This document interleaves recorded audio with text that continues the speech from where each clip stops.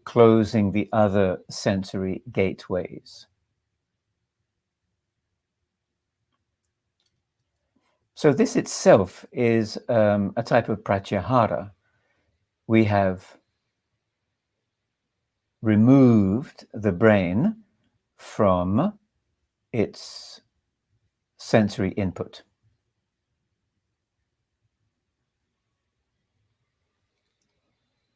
And we're entering a new reality in this darkness.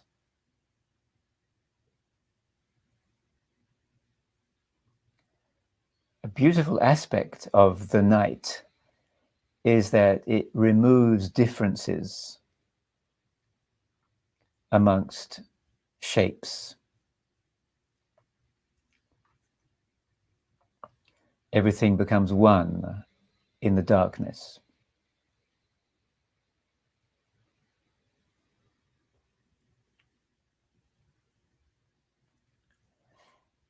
If you can be with your breath,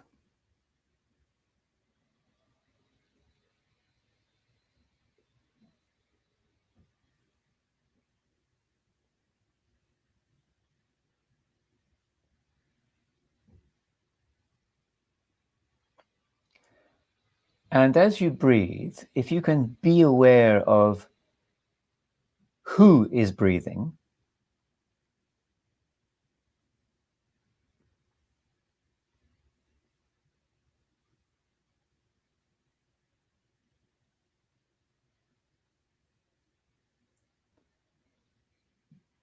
be aware of yourself,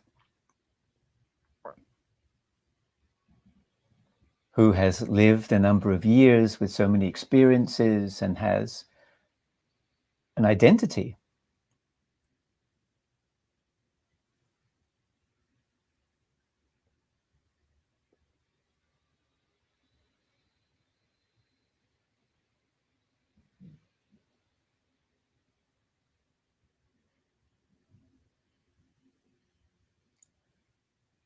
How this identity has been established through culture, society, parenting, religion, one's own seeking.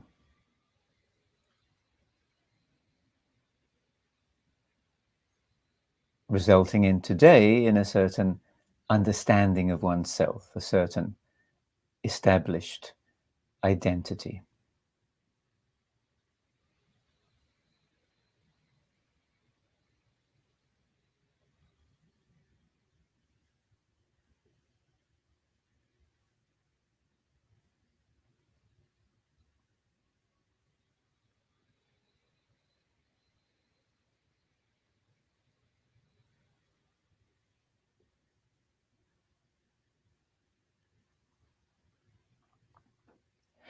Now, there's a part of the mind which is aware that you are feeling your identity.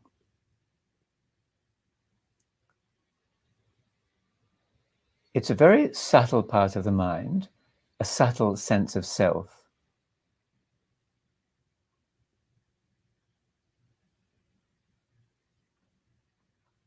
So if you can simply repeat your name, I am, in my case, I am Dada, internally. So as you're doing that, there's a part of you aware that you are doing it.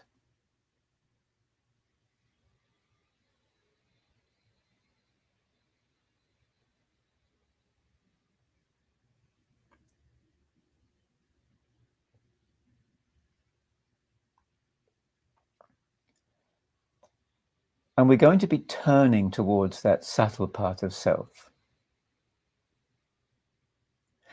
But for now, even as you have the eyes closed, have the orientation of the mind towards the external world.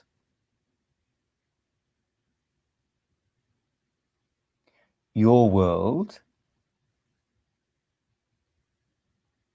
in which you have a certain role.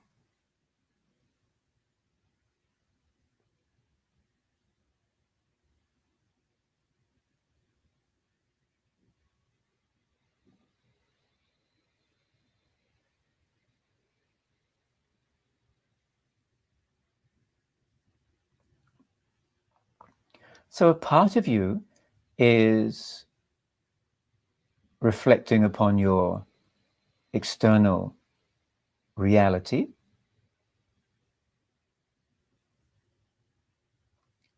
There's a processing taking place as you are orienting yourself towards your social role. But there's also a part of yourself that is aware that this is happening. There's a sense of pure existence that is witnessing yourself being aware of your external reality.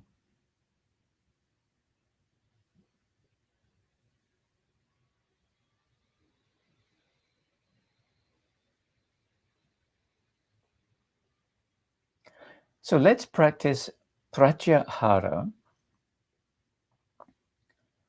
by imagining you can turn your awareness away from your external reality and towards this inner, pure sense of being.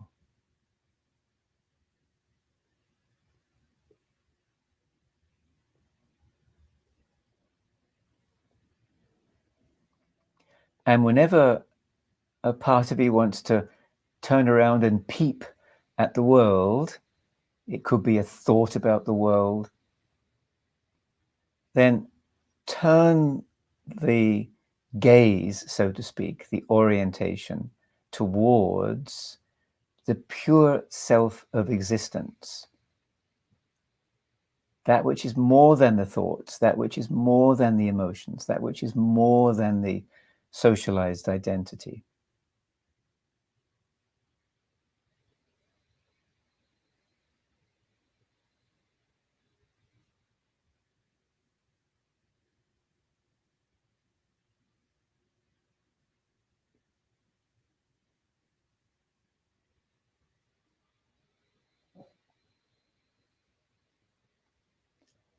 Keep your awareness oriented towards your deep sense of being.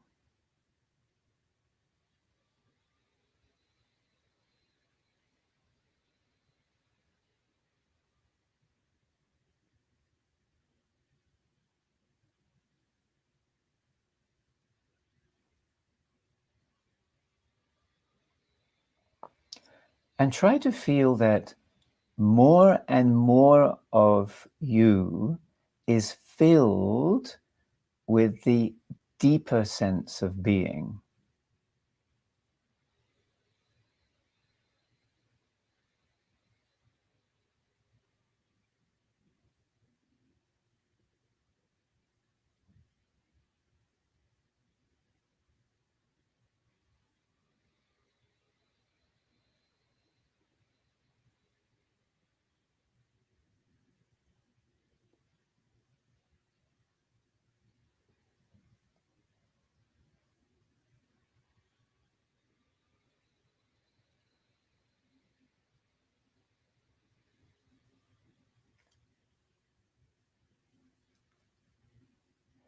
And try to feel now that this deeper sense of being is the expression of soul, universal consciousness.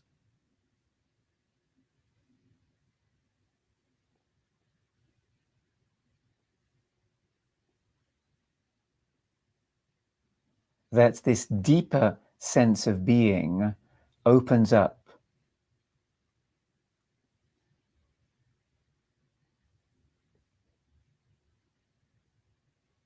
into soul.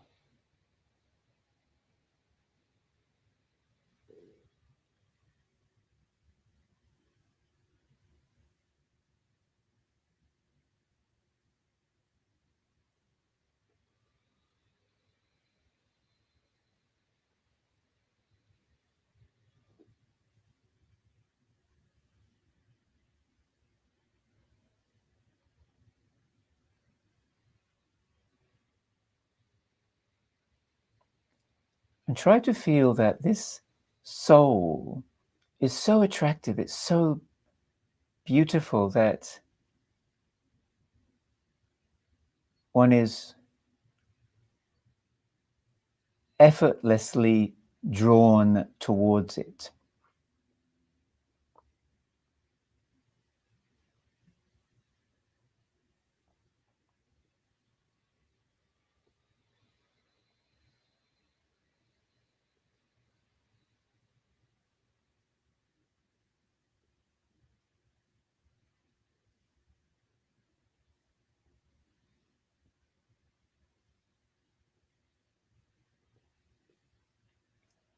We'll meditate here now in silence.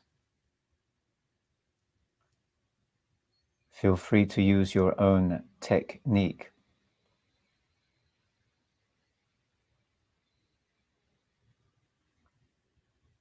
Gently supporting the mind if it gets distracted in its reorientation towards soul,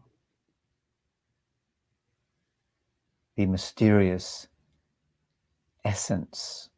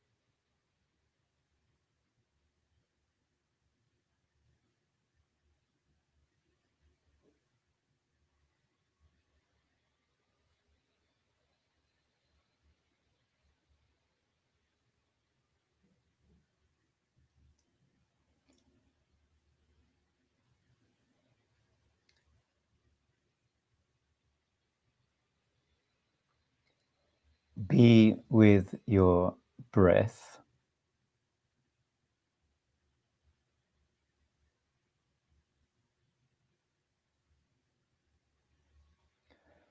With the eyes closed still, turn your inner gaze towards your external life, your social life.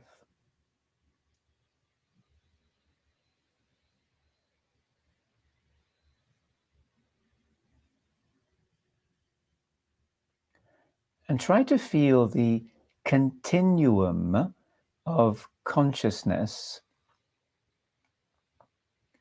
from the soul through your mind into your external world.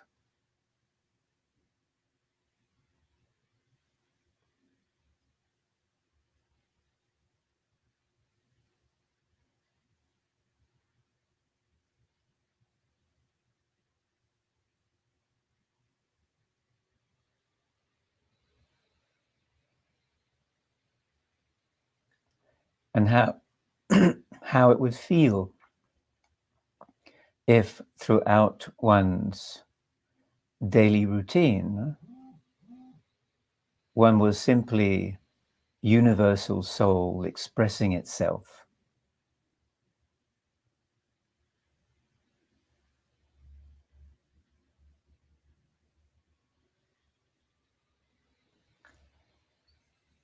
If you can open your eyes, please. And once again, take a look around you. But even as your eyes gaze upon the wall, the painting, the book, try to feel as if it's still connected to the deeper essence of self. So almost as if you're observing with the soul and not the eyes.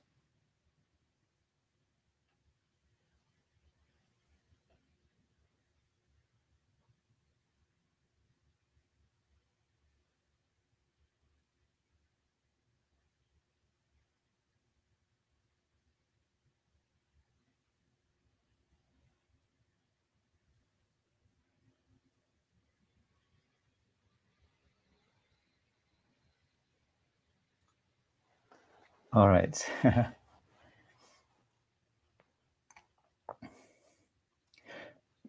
I think an important thing about Pratyahara is that it's not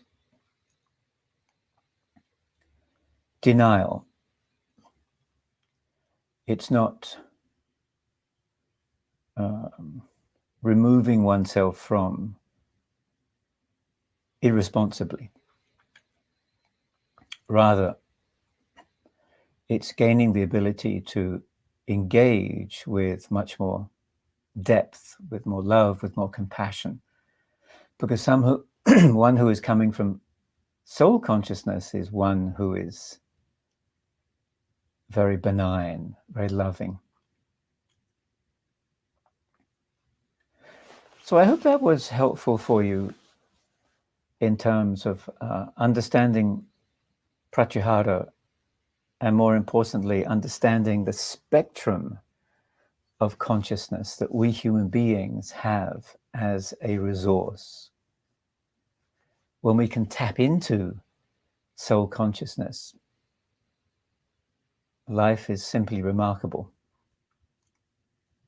And remember, a few weeks ago, we were looking at memory, and challenges we forget, we easily forget as we get caught up in the daily routine. We forget about the soul. So let's continue to hear its voice and respond, and let it be the guiding light in our lives.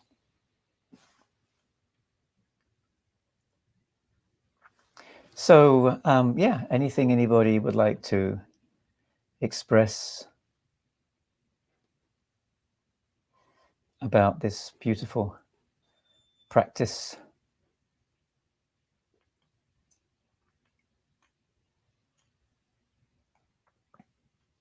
I know it's hard after a meditation to to become more intellectual.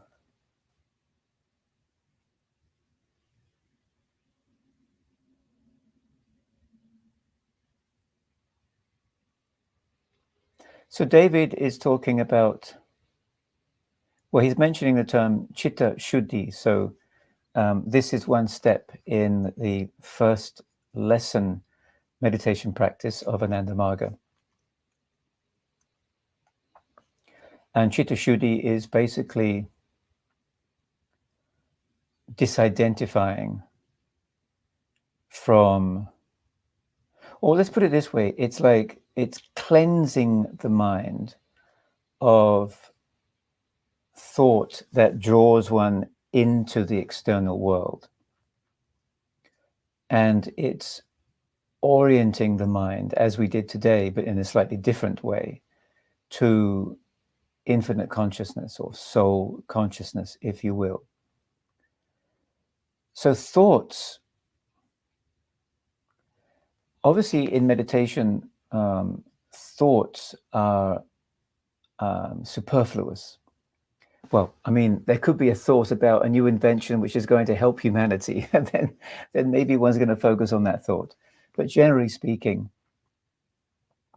right, one wants to become so expanded in the soul consciousness that the thought that's passing through that consciousness is insignificant. It doesn't really register.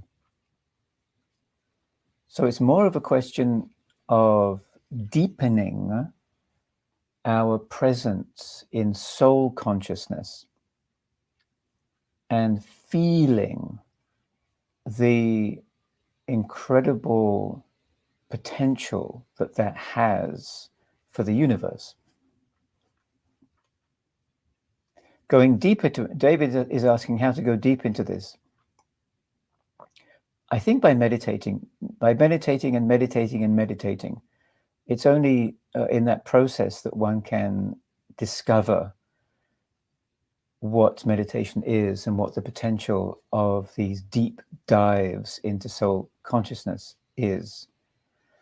And really, you know, to develop this, meditation has to be done for hours and hours together. And this is where we are challenged, because it may take us 20 minutes just to do the process of pratyahara, to remove the mind from its normal associations. And then one can start the work of really going deep into the universal consciousness. So one has to have time to apply oneself properly in meditation. Just as with any skill one wants to learn. I mean, musicians can spend 10 hours a day practicing.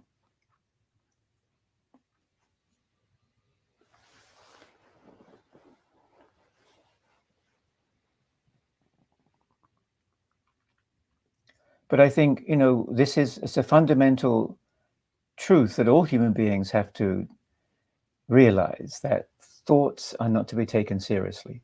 Some are, but many aren't.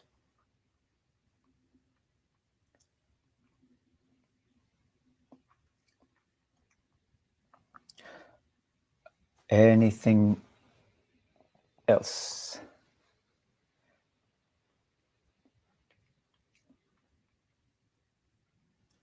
Well, we will close for the day. It's been nice, as always, to interact with everybody, albeit in this way. But I wish you well in your spiritual journey and your journey into your own discoveries about what this is all about. All right then. Bye-bye.